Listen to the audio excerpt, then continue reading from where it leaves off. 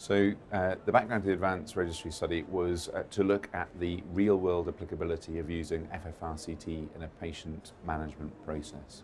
So we wanted to look at over 5,000 patients who were recruited being investigated for symptoms suspicious of cardiac disease, and to see how FFRCT on top of a CT coronary angiogram influenced the patient management.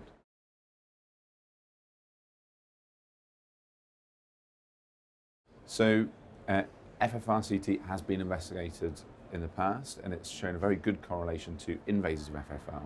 There are concerns about the diagnostic accuracy in area of grey zone, which is between 0.76 and 0.8. But having said that, when comparable to other functional studies, data from, for example, the Pacific study showed very clearly that FFRCT does seem to have better diagnostic accuracy and improves the discrimination of ischemia. So what this has resulted in that patients who end up going for an invasive coronary angiogram, they have a much lower rate of non-obstructive coronary disease, and therefore they have a much higher rate of revascularization, which is also appropriate because you have the functional information added on top of the anatomical information. So that's the real benefit of the FFRCT. So the study design was to prospectively recruit over 5,000 patients from 38 sites in 3 different continents. And we wanted to look at patients who were being investigated with CT coronary angiogram who had evidence of coronary artery disease on their CT, so greater than 30% degree stenosis, and to see how adding an FFRCT on top of that CT angiogram influenced the patient management. We also looked at hard clinical endpoints in terms of the rate of invasive coronary angiography, the rate of non-obstructive coronary disease, as well as revascularization. And then we also looked at major adverse cardiovascular events at 90 days, inclusive of death, myocardial infarction, and urgent revascularization. Overall, 4,737 patients were recruited and had a successful FFRCT. Only 3.2% couldn't have the data analysed.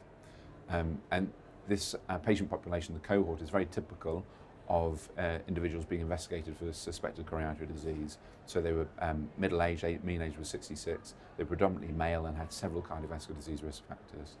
The majority had symptoms of angina, so 58%, with the most typical symptom being that of an atypical type chest pain. The results from an anatomical perspective, so looking at the disease burden, found a very high rate of disease burden as would be expected. So on CT angiography, greater than 50% stenosis was present in 72% of individuals. When you look at the amount of individuals who had a positive FFRCT, we saw that they had a positive FFRCT in 66.1% of individuals. When you're looking at the patient management, which was the primary end point, we saw that patient management changed in 66.9% of cases. So 2 out of 3 individuals ended up having a different management strategy than just the CT coronary angiogram alone when you added on the FFRCT. So the key message really was that in these individuals, whereby predominantly the reporting physician felt that they weren't certain what to do with the coronary disease, they needed some further information or more testing, the FFRCT moved approximately 70% of those individuals into medical treatment. And we know that those individuals who transferred into the medical treatment were safely managed out to 90 days, as no events occurred in individuals who had an FFRCT of greater than 0.8. On the other aspect, individuals who initially had been referred for potentially invasive coronary angiography or revascularization on the basis of the CT alone, when you added the FFRCT into that, 1 in 4, so 25%, ended up being again reclassified into medical treatment. So the FFRCT seemed to appropriately defer patients from invasive catheterization. So this had the effect of, when we looked at the patients who did end up going for an invasive catheterization, that they had a very high rate of revascularization. And that rate of revascularization appeared to be incremental in terms of the degree of positivity of the FFR. So the lower the value, the more likely they were to get catheterization and revascularization.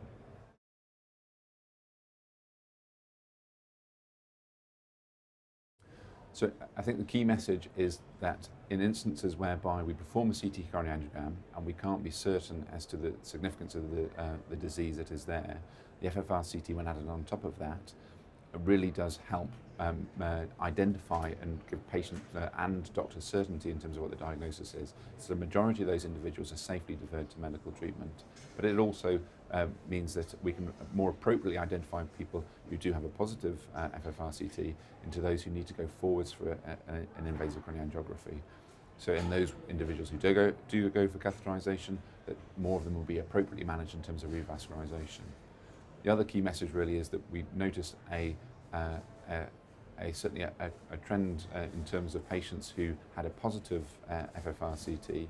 Again, incrementally, that there seems to be a relationship between the rate of ICA, the rate of revascularization, but also the rate of major adverse cardiovascular events. So the lower the FFRCT, the more likely individuals were to have an adverse event at 90 days.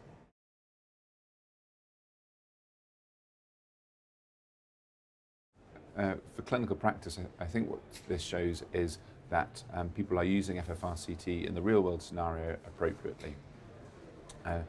They are, in the majority of cases, being able to safely defer patients to medical treatment. And that means that the physicians can now be certain that there's a real role for FFRCT in clinical practice, and they can be certain that when they're making that decision, that it's the right one for the patient. On the other aspect, if the FFRCT is positive, we are seeing that, again, the physicians are using it in an intellectual capacity. They're not treating it as a binary result, and they're deciding which patients should be appropriately sent for invasive coronary angiography. And when those patients do go for invasive coronary angiography, a very high percentage of them are ending up having revascularization, so 72.6%, which is much higher when you compare it to other functional tests. So it appears that we are using this in a really quite high level of patient-specific management, whereby we can look at not just the patient, but also the vessel and the stenosis. And that means that we're really improving the degree of management for these patients' pathways.